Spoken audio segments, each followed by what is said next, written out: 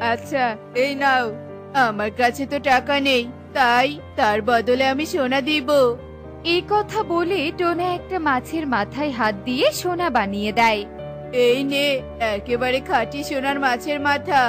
এরপর টোনা এক এক করে সবজি দোকানে যায় এবং কবুতরের একটা আলু সোনার করে দেয়। শালিকের মরিচের দোকানে গিয়ে একটা সোনার মরিচ বানিয়ে দেয়। আর সবাই সেই সোনার জিনিসগুলো নিয়ে কালুর দোকানে যায় বিক্রি করার জন্য। কালু দাদা, ও কালু দাদা, আরে তুই সাত সকালে আমার দোকানে মাছ বেচতে এসেছিস নাকি?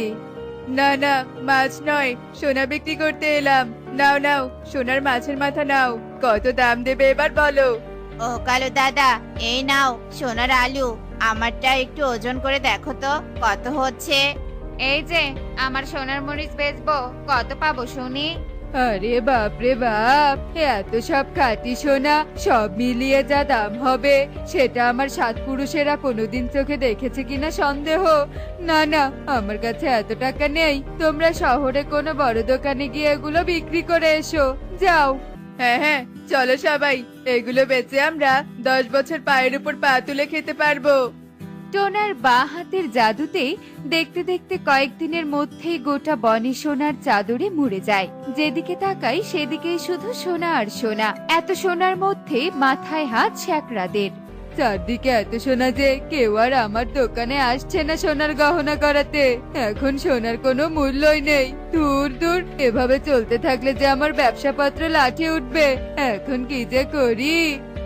ধুর, যত সোনার গয়না ছিল সব আলমারি থেকে বের করে দিয়েছি। চারদিকে এত সোনা দেখে দেখে না চোখটা একেবারে পচে গেছে আমার। ঠিক বলেছিস, সোনা ছাড়া অন্য কোনো ধাতুতে করা কোনো গহনা থাকলে কিনে পরা যেত। পেয়েছি, একটা উপায় খুঁজে পেয়েছি।